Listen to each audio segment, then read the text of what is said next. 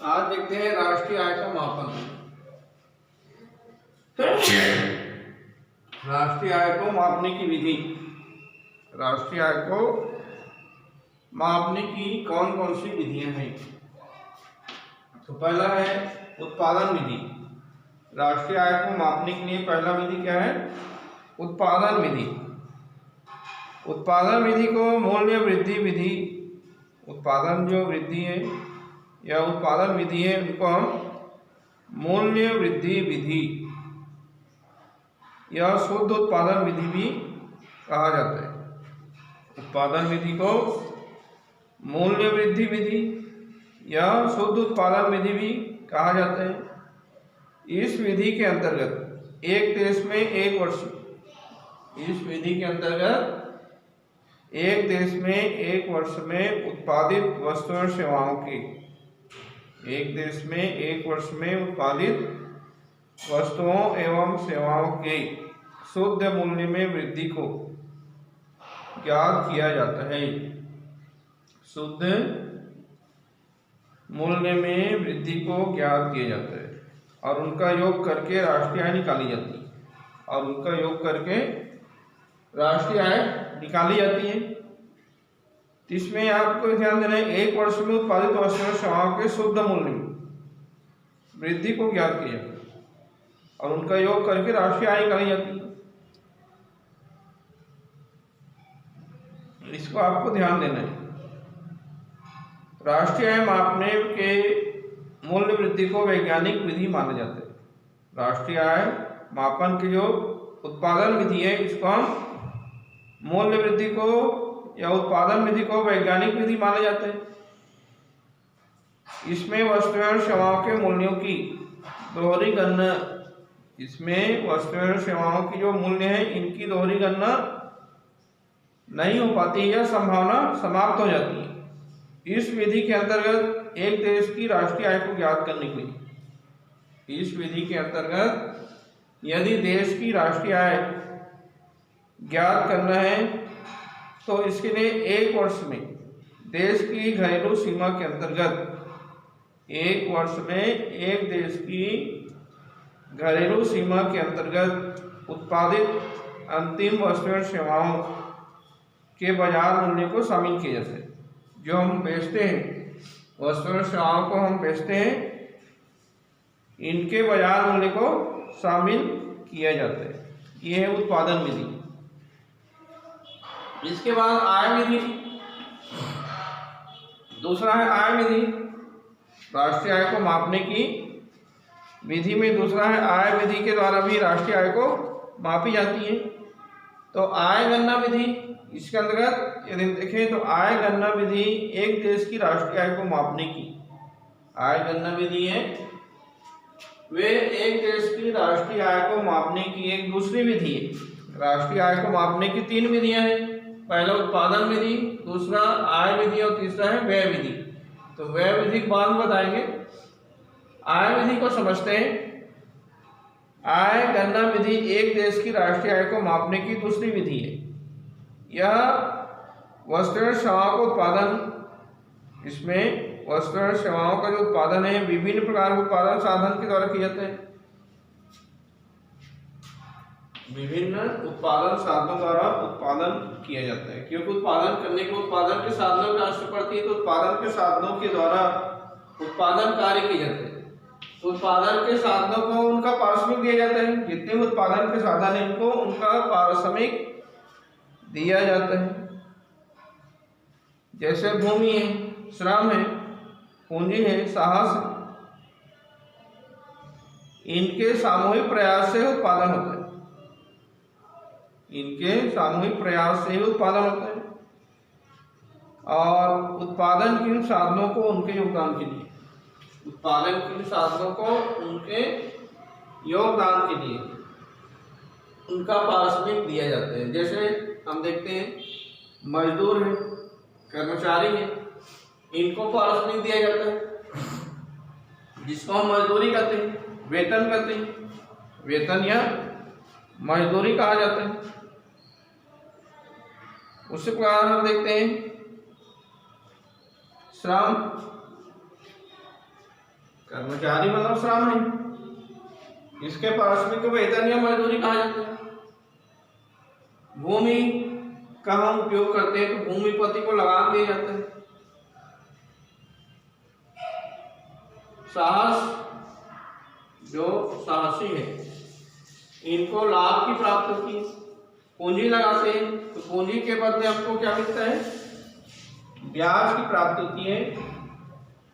तो जितने भी उत्पादन के साधन है, चाहे भूमि हो, श्रम हो, पूंजी हो, साहस, संगठन,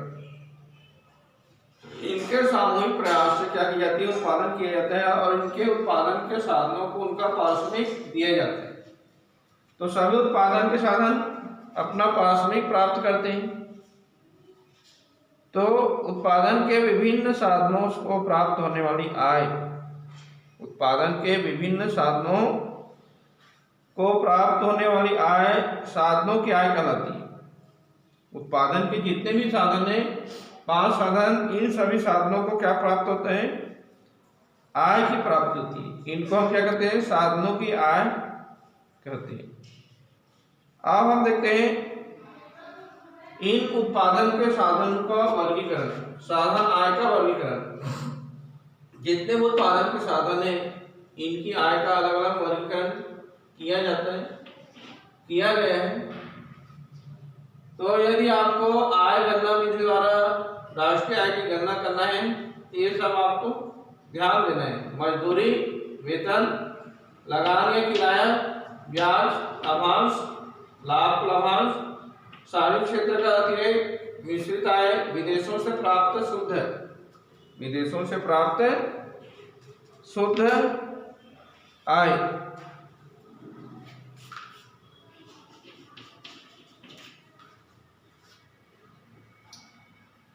तो पहला देखते हैं मजदूरी या वेतन।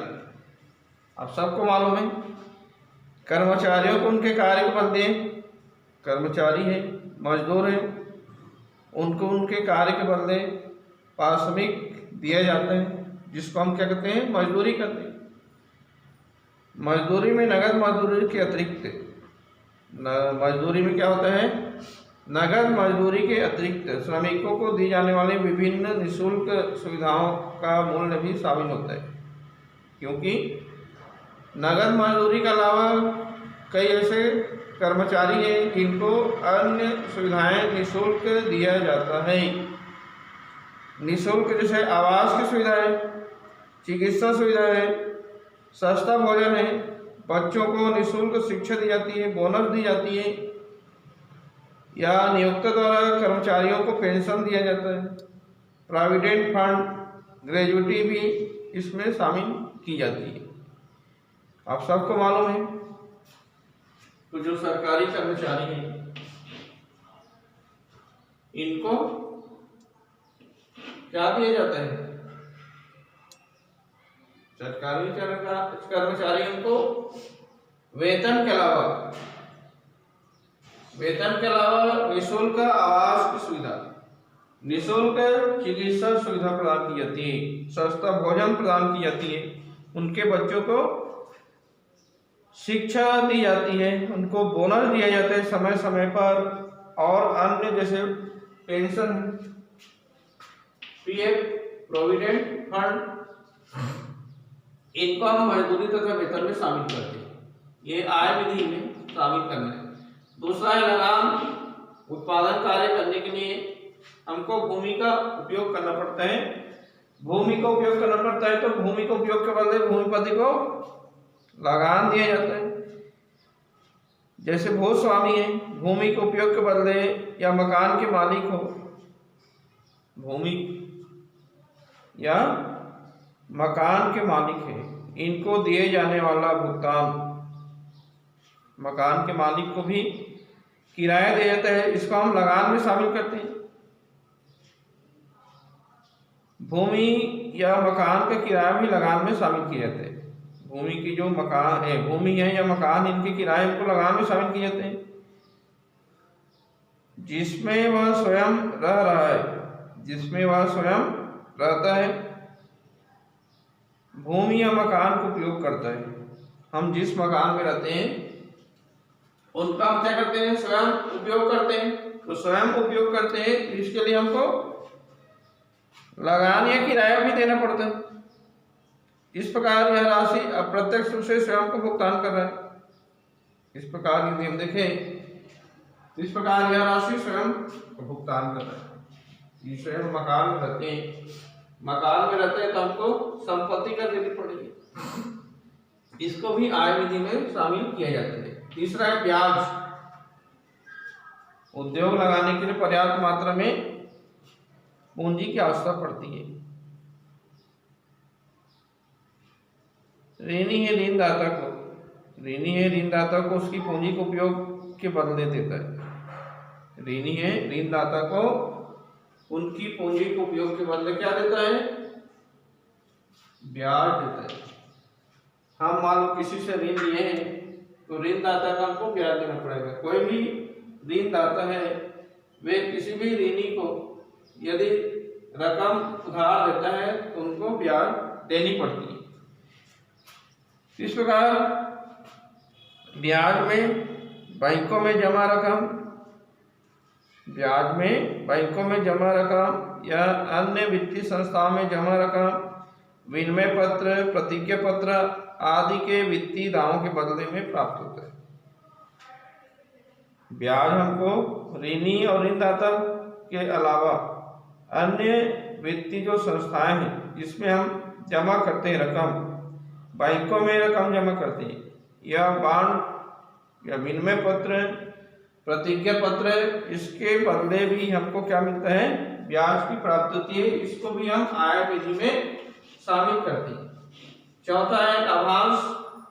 लाभांश भी जैसे हम उत्पादन कार्य करते हैं, उत्पादन कार्य करने के लिए किसकी जरूरत पड़ती है, संगठनकर्ता की आवश्यकता पड़ती है, उत्पादनकर्ता की आवश्यकता पड़ती है। एक उत्पादक है वे, उनको उत्पादन इकाई लगाने के बदले जो लाभ प्राप्त होते हैं, इन लाभों को 3 प्रकार से विभाजित किया गया है। एक उत्पादनकर्ता को उत्पादन प्राप्त होता है, संगठन करता है या साहसी इनको उद्यम लगाता है तो उसके बदले उनको लाभ की प्राप्ति होती है। और इन जो लाभ प्राप्त होता है उनको 3 प्रकार से मापा जा सकता है। प्रथम यदि हम देखें अंशधारियों में, अंशधारी हम पैसा लगाते हैं, पैसा विनियोग करते हैं, अंश लगाते हैं तो अंशधारियों को लाभांश की प्राप्ति होती है। पहला क्या है, लाभ का एक भाग उसके अंशधारियों में बांटा जाता है जिसको हम लाभांश कहते हैं। दूसरा है लाभ का एक भाग सरकार को निगम कर के रूप में निगम कर दिया जाता है, सरकार को हम टैक्स देते हैं, इसको भी हम लाभांश में शामिल करते हैं जिसको हम निगम लाभ कर कहते हैं, निगम लाभ कर के नाम से जानते हैं। और तीसरा है उत्पादक इकाई अपने पास सुरक्षित कोष में रखता है। लाभ का एक भाग क्या करते हैं, उत्पादक इकाई उत्पादन करने वाले अपने पास सुरक्षित कोष में रख लेते हैं जिसका उपयोग आवश्यकता पड़ने पर किया जाता है, जिसको हम अवितरित लाभ कहते हैं। अवितरित लाभ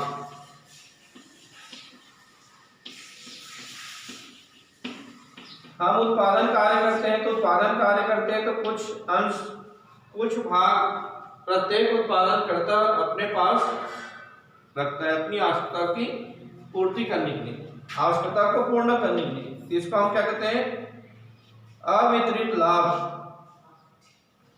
इस प्रकार लाभांश 3 प्रकार से प्राप्त होता है। और 5वां है सार्वजनिक क्षेत्र का अतिरेक। सार्वजनिक क्षेत्र का अतिरेक किसे कहते हैं, सार्वजनिक क्षेत्र के अतिरेक से तात्पर्य सरकार के द्वारा चलाए जाने वाले उद्योगों से। सार्वजनिक क्षेत्र के अतिरिक्त तात्पर्य क्या है,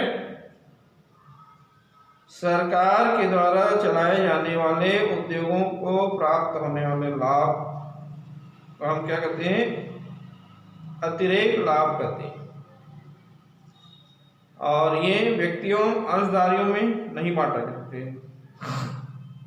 जो हमको सार्वजनिक क्षेत्र से अतिरेक लाभ की जो प्राप्त होती है, अतिरिक्त प्राप्त होता है, इनको हम वितरित नहीं करते हैं, न ही व्यक्तियों को दिए जाते हैं और न ही अंशधारियों को दिया जाता है। ये किसी को नहीं बांटा जाए, क्योंकि इसमें शेयर होल्डर नहीं होते, क्योंकि ये सार्वजनिक क्षेत्र के लाभ होते हैं जो उद्योगों को प्राप्त होते हैं। इनको हम सृजित आय और इसको राष्ट्रीय आय की गणना में शामिल किया जाता है। इसको भी हम राष्ट्रीय आय की गणना में शामिल करते हैं। यदि हमको राष्ट्रीय आय ज्ञात करना है तो यदि आप सार्वजनिक क्षेत्र का अतिरेक लिखा हुआ है, इसको भी हमको जोड़ना है, प्लस कर देना है। मिश्रित आय, मिश्रित आय विधि में मिश्रित आय को भी शामिल किया जाता है। आय विधि में मिश्रित आय को भी शामिल किया जाता है। ये भी अर्थव्यवस्था का उत्पादक होता है। ये भी क्या होता है, अर्थव्यवस्था में उत्पादन करता होता है, जो स्वतंत्र रूप से उत्पादन कार्य करते हैं, जो स्वतंत्र रूप से क्या करता है, उत्पादन कार्य करता है। इसको प्राप्त होने वाली जो आय है, इसको हम क्या कहते हैं, मिश्रित आय कहते हैं, क्योंकि ये स्वयं पूंजी लगाता है, स्वयं भूमि होती है और प्रबंधन के कार्य भी स्वयं करते हैं। ऐसे लोगों के रोजगार से प्राप्त, ऐसे लोगों को क्या प्राप्त होता है, वे स्वयं रोजगार भी प्राप्त करते हैं। भूमि के किराया, पूंजी का ब्याज, प्रबंधन, वेतन, लाभ अलग अलग ज्ञात करना कठिन होता है। इस सभी प्रकार की आय को मिश्रित आय कहा जाता है। मिश्रित आय में क्या होता है, एक उत्पादन करता होता है, उत्पादन करता है, वे अपनी स्वयं की पूंजी लगाते हैं। उत्पादन करते क्या करते हैं, स्वयं की पूंजी लगाते हैं, स्वयं उसमें मेहनत करते हैं, पूंजी लगाते हैं, स्वयं मेहनत करते हैं, स्वयं लाभ प्राप्त करते हैं और इसके साथ साथ स्वयं की भूमि लगाते हैं, स्वयं की पूंजी लगाता है, स्वयं की भूमि होती है, स्वयं लाभ प्राप्त करते हैं और स्वयं पूंजी भी लगाते हैं। तो ऐसे लोगों की जो आय है, इनको अलग अलग ज्ञात करना कठिन होता है, इसलिए इसको हम मिश्रित आय में शामिल करते हैं। विदेशों से प्राप्त शुद्ध आय, विदेशों से भी शुद्ध आय की प्राप्त होती है, इसको हम आय विधि में शामिल करते हैं। तो विदेशों से प्राप्त शुद्ध आय से आशय एक देश के सामान्य निवासियों द्वारा, एक देश के सामान्य निवासियों द्वारा शेष विश्व की साधन सेवाओं से प्राप्त होने वाली आय। इसमें क्या बताओगे, विदेशों से प्राप्त शुद्ध आय में विदेशों से प्राप्त शुद्ध आय से आशय एक देश के सामान्य निवासियों द्वारा शेष विश्व को दी गई साधन सेवाओं से प्राप्त होने वाली आय इसमें शामिल किए जाते हैं। और इसमें हमको ज्ञात करना है, तो हमको ज्ञात करने के लिए स्वयं के साधनों से प्राप्त होने वाली आय और शेष विश्व के द्वारा देशों के लोगों द्वारा दी गई सेवाओं से प्राप्त आय, इसकी भुगतान के अंतर को हम क्या कहते हैं, विदेशों से प्राप्त शुद्ध आय कहते हैं। ये हो गया आय विधि द्वारा राष्ट्रीय आय की गणना। अब यदि आपको क्वेश्चन दिया जाता है, निम्नलिखित आंकड़ों से या निम्नलिखित समंकों से आय विधि द्वारा राष्ट्रीय आय की गणना कीजिए। आपको पेपर में प्रश्न दिया जाएगा, निम्नलिखित समंकों से आय विधि द्वारा राष्ट्रीय आय की गणना कीजिए। एक क्वेश्चन है, ये आपको प्रश्न दिया जाएगा।